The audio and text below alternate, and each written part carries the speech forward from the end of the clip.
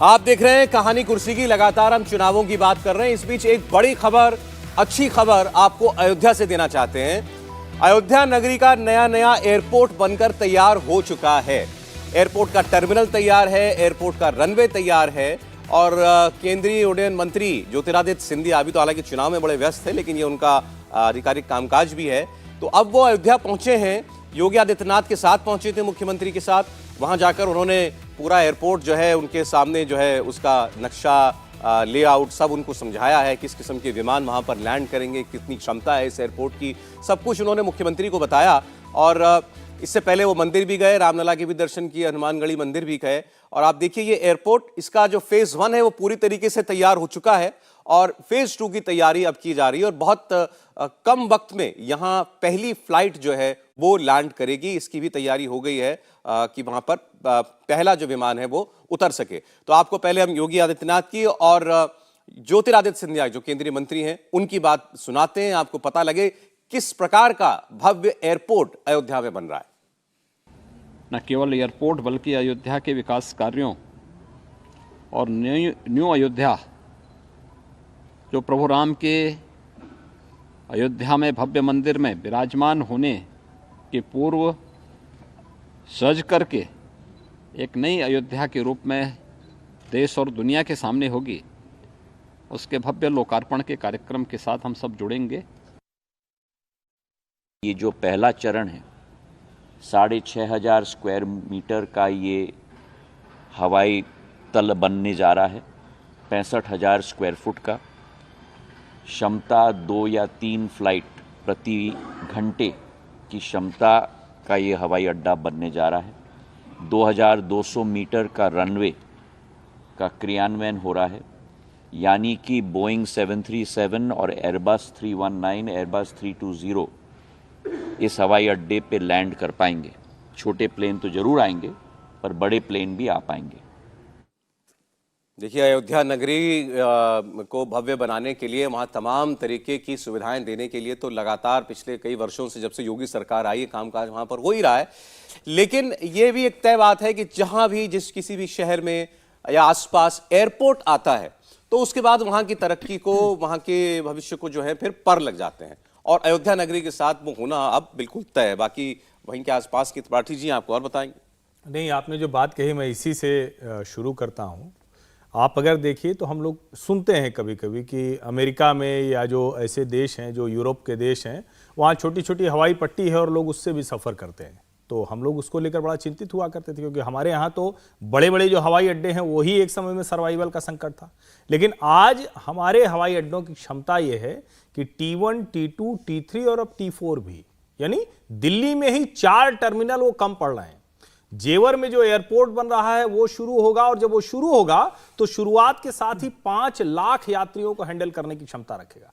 अयोध्या जैसी जगह जहां आप 2 किलोमीटर में पूरा शहर पार कर जाते थे, उस शहर में वो कह रहे हैं कि प्रति घंटे 2 से 3 हवाई जहाज उतरेंगे। अब इसको अगर आप देखें तो गुजरात की तुलना करें, एक समय में गुजरात अकेला राज्य था देश का जहां आप राजकोट जाइए तो भी आपको हवाई अड्डा है, भावनगर जाइए तो भी आपको हवाई अड्डा है, जामनगर जाइए तो भी आपको हवाई अड्डा है। अब सूरत, वडोदरा, अहमदाबाद और ये जो बड़े शहर हैं यहां तो हवाई अड्डा है ही, लेकिन उसके इर्द गिर्द कोई केंद्र हुआ करते थे, कोई इंडस्ट्री थी, कोई भुज का रणोत्सव शुरू हो गया।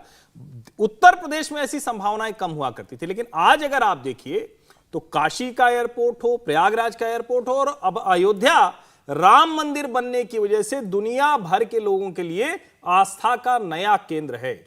नया कहने का मतलब ये नहीं हुआ कि मंदिर के पहले नहीं था, पहले भी था, लेकिन सुविधाएं हुई तो वो लोग जो शायद नहीं आते थे वो आएंगे। और मुझे लगता है कि इसके इर्द गिर्द पूरी की पूरी, जिसको हम कहते हैं कि इकोनॉमिक जो एक्टिविटीज हैं, उनका बड़ा हब बनेगा। और आने वाले समय में हम देखेंगे कि शायद जिस एक्सटेंशन की बात कर रहे हैं, लोगों की डिमांड होगी जरा जल्दी कीजिए, धीमे काम हो रहा है। और विकास की जो गति होती है, मतलब जहां पर आप, जहां मन से काम होता है वो पता चल जाता है। अयोध्या में जो काम हो रहा है अद्भुत है। देखिए बिल्कुल, देखिए अभी भी हम देखें तो जिस तरह से हिंदुत्व का भी विस्तार हुआ है, अभी थाईलैंड में एक कॉन्फ्रेंस हो रही थी हिंदू की, तो वहाँ से लोग आना चाहेंगे इस जगह पे। भगवान राम का भव्य मंदिर बन रहा है वहाँ पर, तो लोग आना चाहेंगे, उसके लिए सुविधा होनी भी चाहिए। अगर एयरपोर्ट होगा तो वहाँ पर विदेशों से जो हिंदू हैं वो यहाँ पर आ पाएंगे, वो दर्शन कर पाएंगे। और उसके इर्द गिर्द, जैसे अभी जेवर का जिक्र हुआ था, उसके इर्द गिर्द किस तरह से डेवलपमेंट हो रहा है हम सब देख रहे हैं। जो उत्तर प्रदेश में जेवर का नया एयरपोर्ट बन रहा है, इसी तरह बेंगलोर की बात हो रही है कि एक और एयरपोर्ट वहाँ पे बनाया जा रहा है। तो ये सारा जो डेवलपमेंट है वो एयरपोर्ट के आसपास वैसे भी बहुत ज़्यादा डेवलपमेंट होता है, ताकि क्योंकि वहाँ पर होटल्स होते हैं, बाकी सब चीज़ें आती हैं वहाँ, जो है बाकी तरह जो लॉजिस्टिक्स की बहुत सारी चीज़ें आती हैं। तो ये सारा चीज़ें होती हैं और ये विकास, भारत देश का जो विकास है वो दिखाता है कि जहाँ कितने हवाई अड्डे बन रहे हैं। और वहाँ पर कोई भी ऐसा हवाई अड्डा मुझे तो नज़र नहीं आता भारत में जहाँ पे भीड़ ना नज़र आती हो। तो लोग ट्रैवल कर रहे हैं, भारत में जो एयरलाइन का ट्रैवल है वो सस्ता हुआ है। तो ये सारा इकोनॉमिक एक्टिविटीज़ जो है वो बेहतर हो रही हैं भारत में। अब जरिए आप आइए, आपको एक बार फिर से हम चुनाव की दुनिया में लेकर के चलते हैं। हम लोग एमपी की बात अभी कर रहे थे। एमपी से दो बड़े रोचक किस्म के बयान आए, बीजेपी से भी और भारतीय जनता पार्टी से भी। उसके पहले मैं कहूँ ज्योतिरादित्य सिंधिया जी का पहले चरण में है कहानी कुर्सी वाला या दूसरे चरण में है? नहीं, ये सवाल है। हवाई अड्डा बन रहा है अयोध्या का, तो पहले चरण वाला तो अभी ही हो जाएगा, दूसरे चरण वाला थोड़ा बाद में है।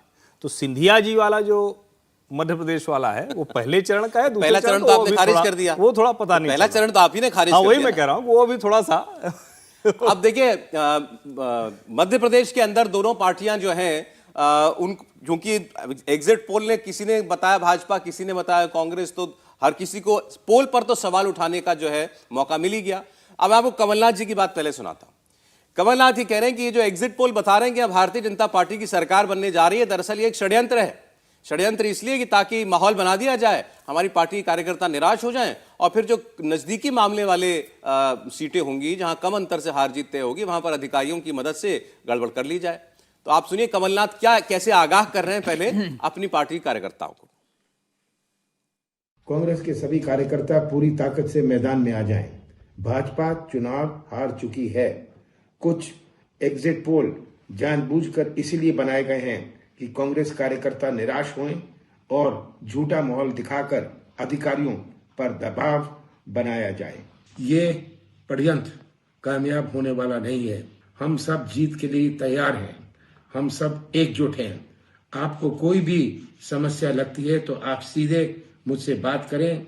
3 दिसंबर को कांग्रेस पार्टी की सरकार बन रही है। कभी कभी मुझे लगता है खासकर कांग्रेस पार्टी के नेता, वैसे तमाम नेता जो हैं कुछ ज्यादा ही कॉन्स्पिरेसी थ्योरियों में बिलीव करते हैं, ज्यादा ही क्रेडिट दे देते हैं कुछ। देखिए, जो होना था वो तो अब हो चुका है। हाँ, वो बंद हो चुका है। जो जनता ने जो अपना निर्णय देना था वो उसमें ईवीएम मशीन में बंद हो चुका है। तो अब चाहे किसी भी तरह की कॉन्स्पिरेसी थ्योरी जो है वो आगे बढ़ा ली जाए, उसमें कुछ होने नहीं जा रहा है। अधिकारी क्या कर लेंगे? और जनता ने अगर ये तय किया है कि उसे बीजेपी चाहिए तो वो सामने आएगा, और अगर उन्होंने तय किया कि कांग्रेस चाहिए तो वो भी सामने आएगा। अब वो कह रहे थे अधिकारियों में दबाव डाल के कुछ कर लिया जाएगा। क्या करेगा अधिकारी इसमें? बड़ा गिनती किस तरीके से होती है वोटों की सब जानते हैं। कमलनाथ का ये कहना है कि अधिकारियों पर दबाव का मतलब ये है कि आज 200-400 सीटों से जहां पार्टी का उम्मीदवार जीत रहा होगा, वहां पर अधिकारी उस चुनाव को प्रभावित करने की कोशिश कर सकते हैं, ये मानते हुए कि भारतीय जनता पार्टी की सरकार बन रही है। और ये हर चुनाव में इस तरह के आरोप कांग्रेस लगाती रही। 2018 में भी इस बात की हुई थी, जब ग्वालियर दक्षिण से भारतीय जनता पार्टी का उम्मीदवार 121 वोटों से हारा था। उस समय भी ये आरोप लगाया गया था कि भाई प्रभावित करने की कोशिश की गई थी, लेकिन अंतिम समय में हमारा उम्मीदवार जीत गया है। नहीं, तो उसके भी आजकल बहुत सारे तरीके हैं। वीवीपैट की पर्ची मांगते हैं, फिर आप रीपोलिंग की मांग करते हैं, लोग अदालतें चले जाते हैं। देखिए, उसमें भी अगर ऐसा होता तो छोटे छोटे मतलब 500 से नीचे, 1000 से नीचे के अंतर पे लोग जीत नहीं रहे होते। अगर इतना ही धांधली हो रही होती तो ऐसा नहीं होता है। जो ईवीएम है उसको कई बार टेस्ट कर लिया गया है। ईवीएम पे जितने सवाल उठाए थे वो सब अब सुनने में नहीं आते हैं।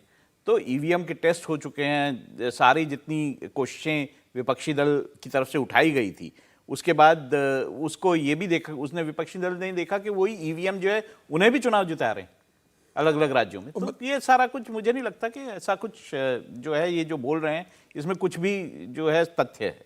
रणदीप सुरजेवाला तो कल से फोन कर रहे हैं लगातार रात को। मध्य प्रदेश के चुनाव प्रभारी भी वो रहे हैं, सबको फोन कर रहे हैं कि भाई हिम्मत नहीं आना है और किसी बहकावे में नहीं आना है आप लोगों को। और एकजुट बने रहना है। तो मुझे लग रहा है कि कमलनाथ और रणदीप सुरजेवाला अपने प्रत्याशियों को हिम्मत दे रहे हैं कि चुनाव के बाद जो परिणाम होगा पार्टी के साथ रहना है, किसी बहकावे में नहीं आना है आपको। नहीं, राजस्थान में तो चले, मगर कांग्रेस पार्टी की सरकार जीतती है तो फिर तो भाग से लड्डू फूटा छींका फूटा वाली बात हो जाएगी। लेकिन मध्य प्रदेश में तो वो उम्मीद है उनको, और वास्तविकता में उनको लगता होगा कि हमारी सरकार बननी चाहिए। त्रिपाठी जी। नहीं, मैं तो कहूँगा कमलनाथ जी बोल रहे हैं तो सिर्फ इनके वीडियो में भाव भंगिमा को देखिए, और इससे क्या लग रहा है कि कमलनाथ जी को खुद भरोसा है। चुनाव प्रचार के दौरान जिस तरह से कमलनाथ जी थे, क्या उनको ये किसी भी समय लगा? ये एक परसेप्शन बैटल है, और परसेप्शन बैटल तो हर पार्टी करती है भाई, कांग्रेस पार्टी भी करती है, भारतीय जनता पार्टी भी करती है। जहां तक रही कि एग्जिट पोल इसलिए किया गया है, तो एग्जिट पोल तो उनके पक्ष में भी है। लेकिन एक बात बड़ी स्पष्ट है कि आज के समय में ईवीएम को इस तरह से कोई मैनिपुलेट कर दे, इसका कोई भी एक उदाहरण नहीं मिला। अब होता क्या है, जो हमने 2019 के लोकसभा चुनाव में देखा था, और उस वक्त तो कितनी बड़ी साजिश की गई थी उसकी कल्पना नहीं की जा सकती है। जगह जगह से कहीं से कोई ईवीएम रखा। अब है क्या, ईवीएम जाहिर है रिजर्व ईवीएम भी होते हैं, ईवीएम डीएम के ऑफिस में भी रखे जाते हैं, कचहरी में स्ट्रांग रूम में भी रखे जाते हैं। लेकिन ये वाला जो ईवीएम होता है, जो मतदान हो जाने के बाद होता है, ये पूरी तरह से एक स्ट्रांग रूम में होता है, जहां पर हर पार्टी का एक एक उनका प्रतिनिधि होता है। सेंट्रल फोर्सेज उसकी निगरानी करते हैं, जिसमें किसी की भी इजाजत नहीं हो सकती कि वो सील खोले। अगर डीएम भी आकर कहेगा कि सील खोलना है, तो उसके लिए पहले चुनाव आयोग का भी एक उसको चाहिए कि चुनाव आयोग की तरफ से इस वजह से खोला जा रहा है। इतने फुल प्रूफ इंतजाम के बाद अगर नेता ये कहने लगे कि भैया देखो बचा लो, माहौल बन रहा है, पलट दिया जाएगा, तो इसका सीधा सा मतलब होता है वो चुनाव हार रहे होते हैं, बहाने तैयार कर रहे होते हैं। जब ईवीएम खुलने लगेगी तो उसके बहाने उनके पास होने चाहिए। वही कोशिश करते मुझे कमलनाथ जी दिख रहे हैं। नहीं, ऐसा पोल पर सवाल हालांकि बीजेपी के नेता भी उठा रहे हैं। कैलाश विजयवर्गीय तो खुद चुनाव भी लड़े इस बार इंदौर से। अब वो क्या कह रहे हैं आप सुनिए। अच्छा, साथ साथ दिग्विजय सिंह की बात भी सुन लीजिए। उनका दावा, वो आप अभी भाव भंगिमा की बात कर रहे थे, दिग्विजय सिंह को देखकर बताइएगा कि उनकी बॉडी लैंग्वेज आपको कैसे लगी। दोनों सुन ली। शायद उन लोगों ने चैम्बर में बैठ के सर्वे किया होगा। जिसने मैदान में सर्वे किया वो कहेगा कि भारतीय जनता पार्टी की सरकार बन रही है। वो सिर्फ मध्य प्रदेश में नहीं बन रही है, राजस्थान में बन रही है, और छत्तीसगढ़ में भी सरकार बन रही है। कोई मास्टर प्लान नहीं, हमारा बहुमत आ रहा है, और हम बहुमत के आधार पर सरकार, हमारा मुख्यमंत्री शपथ लेगा। कांग्रेस पूरे प्रदेश में अपना बहुमत खो चुकी है, और मुझे लगता है कि 75 सीट कांग्रेस अगर क्रॉस कर गई तो मुझे आश्चर्य होगा। हाथ कंगन को आरसी किया, कल पता पड़ जाएगा कि शिवराज सिंह चौहान कहाँ खड़े हुए हैं।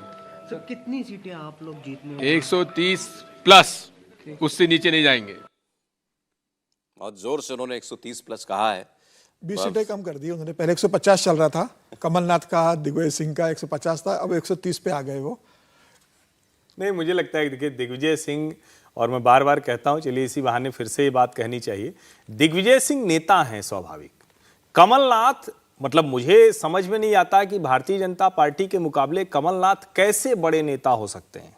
और कमलनाथ को कभी भी मध्य प्रदेश की राजनीति का अनुभव नहीं रहा। वो रहे होंगे संजय गांधी के मित्र रहे होंगे भाई। उस समय एक जमाना चलता था जब इनकी 3-4 की तिकड़ी थी, चौकड़ी थी, ये देश में कहीं कुछ भी किया करती थी। लेकिन कमलनाथ ही आज भी नेता है, और दिग्विजय सिंह 10 साल के मुख्यमंत्री रहे और चुनाव हार गए, ये अलग बात है। दिग्विजय सिंह रेगुलर पॉलिटिशियन है, वो इंटरवल पॉलिटिशियन नहीं है। और इसलिए आप जो कह रहे थे भाव भंगिमा, ऐसे नेताओं की भाव भंगिमा पढ़ना सचमुच कठिन होता है। लेकिन इसके बावजूद मैं कह रहा हूं कि मध्य प्रदेश में जो इंडिया टीवी CNX का पोल दिखा रहा है, वही सच्चाई के नजदीक जाने वाला है। और कमलनाथ जी की जहाँ तक बात है, मुझे जो ये वीडियो देख रहे थे हम, मुझे लग रहा है कि उसमें भाव भंगिमा में ज़्यादा हमें रीड नहीं करना चाहिए, कि मुझे लगा कि वो कहीं से पढ़ के पूरी बात रिकॉर्डेड मैसेज दे रहे थे, या पढ़ के भी देख रहे थे। वो जिस तरह से हम टीवी के लैंग्वेज में हमारे को समझ आता है कि किस साइड आप जो है वो आपकी आंखें जा रही, तो मुझे लगता है कि उसमें ज़्यादा नहीं रीड करना चाहिए। पर ये बात सही है कि जो एज बीजेपी को मध्य प्रदेश में है वो साफ दिखाई देता है। और जो भविष्यवाणी की है कैलाश विजयवर्गीय ने, उसको क्या कहेंगे समीर जी? 75 से ऊपर नहीं आ रही कांग्रेस। हाँ, मतलब सरकार तो किसी भी स्थिति में कांग्रेस नहीं बना रही है। सीटें हो सकती है 75 से 80 हो जाए, 85 हो जाए, लेकिन ये तय है कि सरकार तो भारतीय जनता पार्टी की स्पष्ट बहुमत की बनने जा रही है। लेकिन इस चुनाव को लेकर एक बात और मैं कहना चाहता हूँ कि कांग्रेस के प्रदेश अध्यक्ष कमलनाथ थे, चेहरा कमलनाथ थे, लेकिन कमलनाथ के अंदर चुनाव लड़ने का वो उत्साह नहीं था जो दिग्विजय सिंह के अंदर था। दिग्विजय सिंह ने कमलनाथ से ज़्यादा इस चुनाव के अंदर मेहनत की है और जमीनी स्तर पर ज़्यादा उन्होंने काम किया है। मुझे लग रहा है कि कमलनाथ और ज़्यादा मेहनत करते, दिग्विजय के साथ मिलकर कंधा से कंधा मिला के चलते, दोनों साथ में चुनाव प्रचार अभियान करते, तो मुझे लग रहा है कि कांग्रेस के लिए कुछ और सीटों का बेहतर रिजल्ट कांग्रेस के पक्ष में जा सकता था। लेकिन कमलनाथ और दिग्विजय सिंह के बीच जो दूरी चुनाव के पहले टिकट डिस्ट्रीब्यूशन से शुरू हुई थी, वो मतदान तक बनी रही और कांग्रेस का उसका नुकसान भुगतना पड़ रहा है। तो जैसी जोड़ तोड़ हम राजस्थान में देख रहे हैं, जबरदस्त निर्दलियों से, छोटी पार्टियों से सबसे बातचीत की तैयारी है, मध्य प्रदेश में ऐसी कोई कोशिश नहीं हो रही है? मध्य प्रदेश के अंदर इस तरह की स्पेस बनेगी नहीं। भारतीय जनता पार्टी स्पष्ट बहुमत की सरकार बनाएगी और मध्य प्रदेश में निर्दलीय और छोटी पार्टियों का बहुत ज्यादा गुंजाइश नहीं है। इसके अंदर दो ध्रुवीय चुनाव है भारतीय जनता पार्टी और कांग्रेस के बीच में। आप देखें ना, आम आदमी पार्टी ने इतनी ज्यादा ताकत लगाई थी मध्य प्रदेश के अंदर, केजरीवाल ने 4 सभाएं की, रोड शो किया, उसके बाद आज आम आदमी पार्टी की स्थिति कहाँ है वहां पर? तो मुझे लग रहा है वहां बहुजन समाज पार्टी 2 सीटें जीत सकती है, समाजवादी पार्टी 1 जीतेगी और जो आदिवासी बेल्ट की जो पार्टी हैं वो 1-2 सीटें जीतेगी। तो मुझे लगता है 7-8 से ज्यादा वहां संभावना छोटे दलों की नहीं लग रही है। हाँ, निर्दलीय जरूर 8 से 10 जीत के आ सकते हैं, जो पार्टी के अंदर डिवाइड हो जाएंगे। जो बीजेपी के होंगे वो बीजेपी के साथ जाएंगे, जो कांग्रेस के निर्दलीय लड़े होंगे, अगर कांग्रेस की सरकार बनने की स्थिति होगी तो वो कांग्रेस के साथ जाएंगे या भाजपा के साथ भी जा सकते हैं। हालांकि समीर जी, मुझे लगता है कि मध्य प्रदेश में निर्दलियों की संख्या इस बार बहुत कम होगी, क्योंकि जिस तरह से, जिस हाई पिच पर कैंपेन गई है, उसमें निर्दलियों के लिए गुंजाइश बहुत कम होती जाती है, जिसको कहते हैं ना, स्क्वीज होता चला जाता है। तो मुझे लगता है कि कम ही संख्या रहेगी। वैसे भी अगर आप मध्य प्रदेश का रिकॉर्ड भी देखें तो बहुत ज़्यादा निर्दलियों और छोटी पार्टियों को बहुत ज़्यादा वोट मिलते भी नहीं।